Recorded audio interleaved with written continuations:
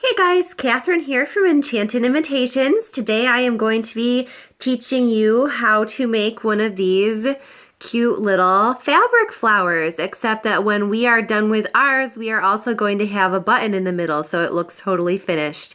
It's a super easy project. It doesn't take very long and I think we're going to have a lot of fun. All right, here we go. So the first thing that we want to do is make sure that we have everything that we need to make the flowers. The first thing you're going to want to have is some fabric. Now for these, you can use any fabric you want. The stiffer the fabric, the harder the flower is going to be. The stiffer the fabric will be on the flower, but it doesn't really matter what fabric you use. What I'm using for my flowers is just some of this fabric quarter fabric that I got from Joann Fabrics. I'm actually going to be using this butterfly fabric, if you can kind of see that right there, for my flowers. So you just need fabric, and you don't need a ton of it, just enough to cut out 6 circles of fabric, and your circles can really be any size you want to. You're going to want to have needle and some thread. You're going to want to have buttons, some sort of buttons, because what we're going to do when we're done with the flower is we're going to put a button in the center. You'll want to have either a scissors, or I have some nice thread snippers right here. You also will want to have, if you're going to turn this into a hair clip, which is what I'm going to do with these flowers that I'm making here, you're going to want to have some sort of hair clip or a barrette. I have these little clips here that I got from Michael's. They're just little alligator clips, and what I'm going to do when I'm done with these flowers is I'm just going to hot glue the flower onto this clip right here, and it'll make a nice clip that we can clip into our hair. And then the last thing that you'll want to attach your buttons and to attach your flower to your hair clip is a hot glue gun. I just have a nice simple little one like this. I might recommend a little bit nicer one just because this glue gun and I don't get along. And I think it's because it doesn't get hot enough. So there is all of our materials that we're going to need, and let's get started. All right, step 1. I actually did it for you guys. I really don't think that you need to watch me cut out the fabric. So step 1, what you're going to do is you're going to take your fabric, whatever fabric that you have. Like I said, I'm using just fabric squares from Joann Fabric because they were on sale. You're going to take that fabric and you are going to trace using anything really. I used a fabric marker. You can use a pencil or something as well. You're really going to just be cutting it out so you won't really see the marker or whatever you used. You're going to trace 6 circles. The circles can be any size. I used actually just a mug to trace my circles, and then I cut them out. So obviously the bigger the circle you use, the bigger your flower is going to be. I would say these are probably about 3 inches maybe. I'm really bad at guessing measurements, but 2.5 to 3 inches wide. And that's what I'm going to use. So I cut out 6 of these circles right here, and that's what you want to do for step 1 as well. All right, here we are at step 2. So step 2 is you have your needle and you have your thread. You're not really going to see the thread too much, so you don't have to worry about what color it is very much. I am just using some golden thread right here. I know you can't really see it that well because I have chosen to sit in the beautiful sunshine in front of my window. But you're just going to want to thread your needle, and I always just do a double thread. So I thread it down and then I pull it down, and I actually knot it together here at the end, and that's just the easiest way for me to create my anchor. So I have my needle threaded, and what I'm going to do is I'm just going to pick up one of my fabric circles here. I've got my adorable little butterflies here, and I'm just going to take this fabric circle. So I'm looking at the back side of it, the dull side that I don't actually want to see. I'm going to fold it in half so that I have my pretty color on the outside. So I have my circle folded in half like that. And now what I'm going to do is I am going to fold it in half again. So what I end up with is this little kind of triangle. I know that I'm sure that there's an actual mathematical term for it, but I don't know it. So I have this little folded square here, and if you can kind of see right here, here's my edges of that. I'm going to just take my needle and push that right up there through the edge. My phone is having trouble focusing, but I'm pushing it up through the edge, and I'm kind of just going to do a running stitch all the way along the edge of this little shape here, whatever this shape is. I'm going to push my needle in, up and down, weaving it through the fabric, so that essentially what I'm doing is I'm using this running stitch to hold all of my edges of fabric together. And what this is going to form is the petal of my flower. So I know you guys probably can't see it that well from what I'm doing here, but I'm just weaving my needle up and down through the fabric until I reach the end. And now I have my little petal here all bunched up on my needle, and what I'm going to do is I'm just going to push it down onto the thread, and I'm just going to push it down towards the end. Probably not all the way to the end, because I'm actually going to use this end to tie off the flower. So I have my piece of fabric here with a running stitch just holding it together, and I'm going to keep doing that. So I'll do one more to show you guys, and then we can finish the last 4 of them on our own, and then we'll pick up from there. So I'm just going to take another one of my fabric circles. This is the pretty side, and here's the dull underside. So I'm going to fold it in to hide my dull underside. So I have a half circle there, and then I am just going to go ahead and fold that half circle again.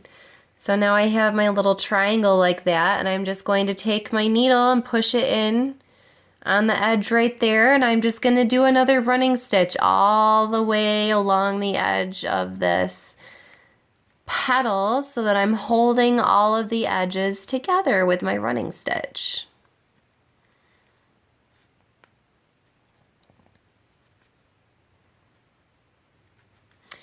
And I've done that, so you can see it kind of bunched up on my needle there, and I'm going to just push that down.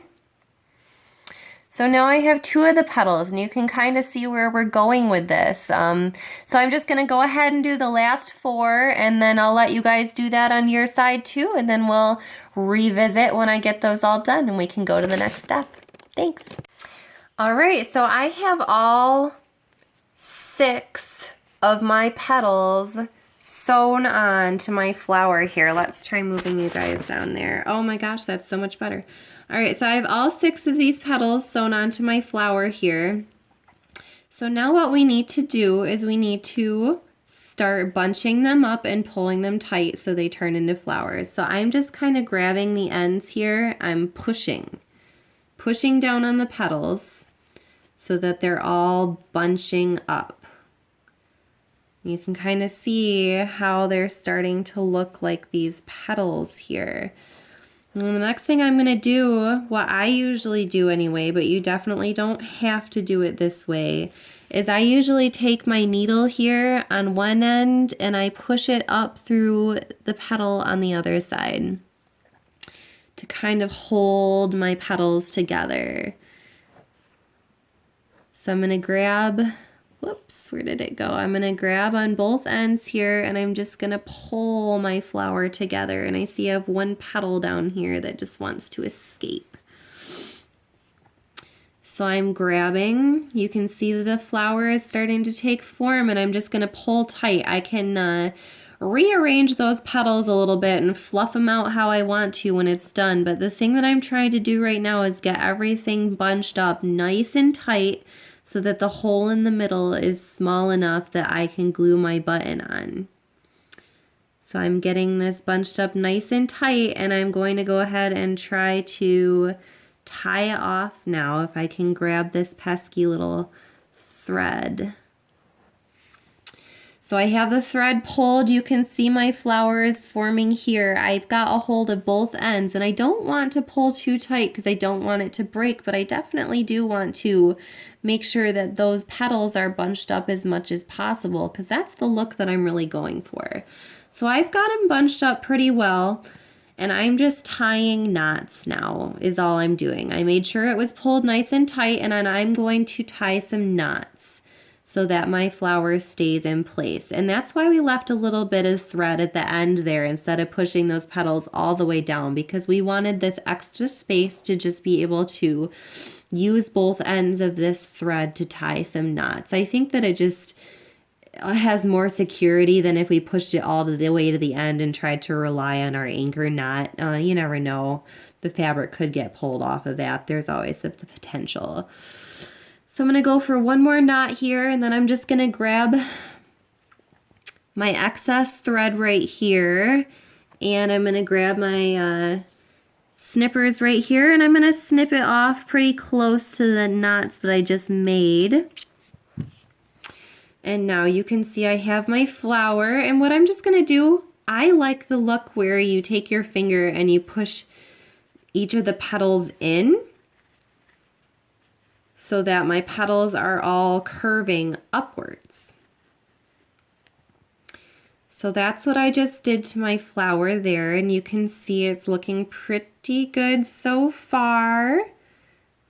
Very nice. If you wanted to, you could also push them upwards, and I'll see if I can show you guys what that looks like here too. Let's see.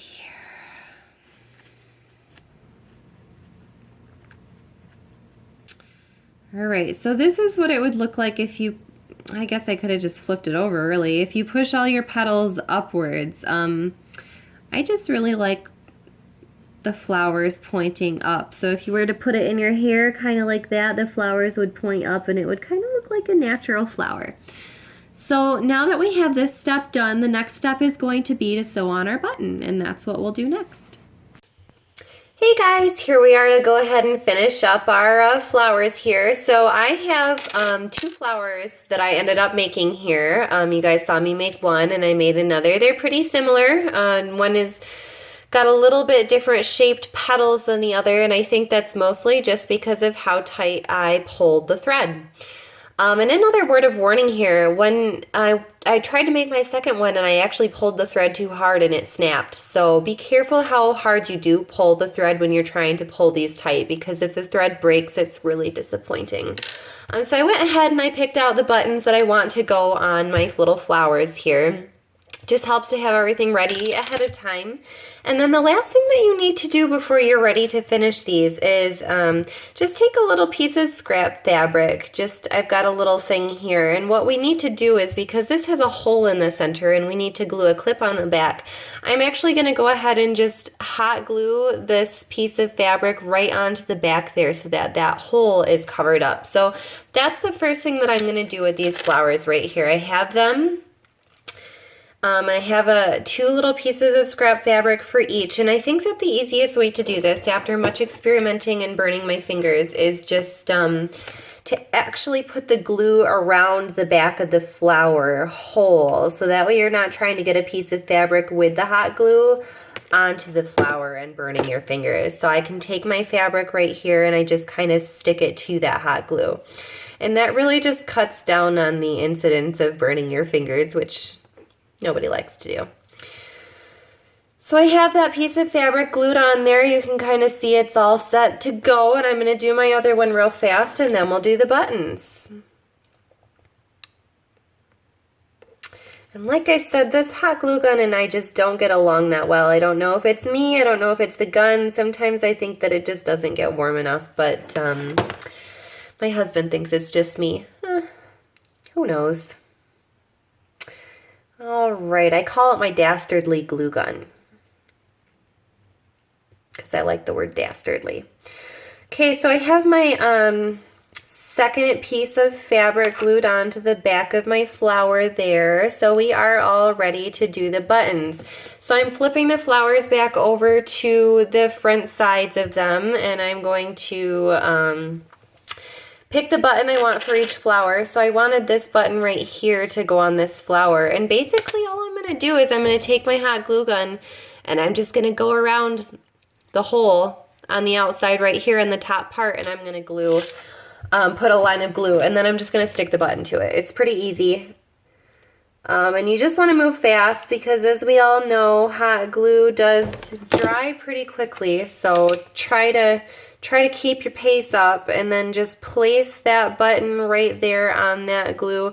You want to push down, but don't push down too hard because you're going to squash all your glue out from under the button and then people will be able to see it. It's not really a huge deal if that happens, but just for aesthetic purposes, I like to keep that to a minimum. So there's my button glue onto my flower, and if I do say so myself, I think that it is turning out really great. So that is going to make a beautiful hair clip to go in the hair. I'm going to quick do the button in my second flower here. Put a ring of glue around the center. I'm going to grab my button. This button is slightly different but the same color. I'm going to stick it on there. I'm going to push down just gently.